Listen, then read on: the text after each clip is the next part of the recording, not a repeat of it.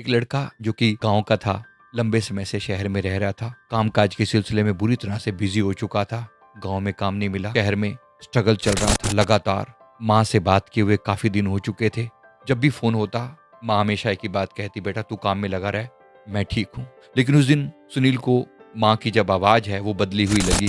उस आवाज में एक कंपन था, कमजोरी थी और एक अनकही पीड़ा थी। शायद माँ उसके दर्द को समझ पा रही थी, क्योंकि सुनील खूब स्ट्रगल कर रहा था, लेकिन उसे शहर में सफलता नहीं मिल पा रही थी। माँ की आवाज में जो वो कंपन था, बेटा अगर हो सके तो एक बार आ जाना। जैसे मेरी पीड़ा को जान लिया हो माँ ने, बस इतना काफी था। उसी शाम ट्रेन से अपने गांव को निकल पड़ा। घर के पुराने से दरवाजे को धक्का देकर जैसे ही घर के अंदर आया, माँ को चारपाई पर लेटे हुए देखा। चेहरा सूख चुका था, आंखों में चमक कम हो गई थी, लेकिन बेटे को देखते ही आंखों में ऐसी रोशनी आई जैसे किसी ने बुझता हुआ दिया फिर से जला दिया हो।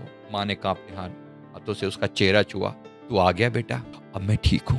तेरे आने से मानो आंखों में मुस्कान आ चमक आ चुकी है, चेहरे पर मुस्कुराहट आ चुकी है। आंखें भर आई बच्चे की, माँ के चरणों में बैठ गया। बेटा कई दिनों से पैरों में जलन हो रही है, अगर तू थोड़ा पानी डाल दे तो अच्छा लगेगा। छिटक गया। आज तक तो माँ ने कभी कहा नहीं था, लेकिन आज कहा। बच्चे को बड़ी खुशी हुई। वो कह रही थी मेरे पैर धो दे। एक लोटे में पानी लेकर, थोड़ा ठंडा थोड़ा गर्म, बस वैसे ही माँ के चरण धोने लगा। जब उसने माँ के चरण अपने हाथों में लिए तो एक अजीब सी सिरहन उसके पूरे शरीर में दौड़ गई। माँ के पैर सूखे हुए थे, फटे हुए थे। उन दरारों में जैसे वर्षों की मेहनत, त्याग, भूख और तकलीफ सब कुछ दर्ज था। माँ ने उसकी तरफ देखा। बेटा आज तूने मेरे पैर नहीं धोए, बल्कि सारी पीड़ा हल्की कर दी है। बोल नहीं पाया बच्चा। सुबह माँ कुछ बेहतर थी।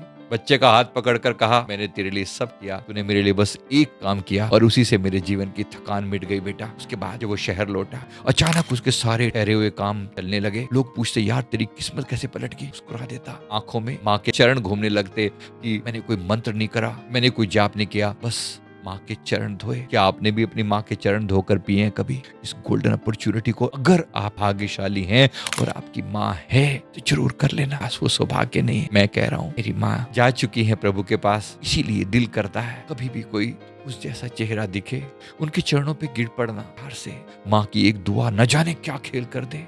माँ के चरणों को थोड़ा सा धोया और बस कुछ खेल ही पलट गया। रास्ते आसान से आसान तर होते गए। जाने कौन दूर से दुआएं दे रहा था, वो माँ ही थी।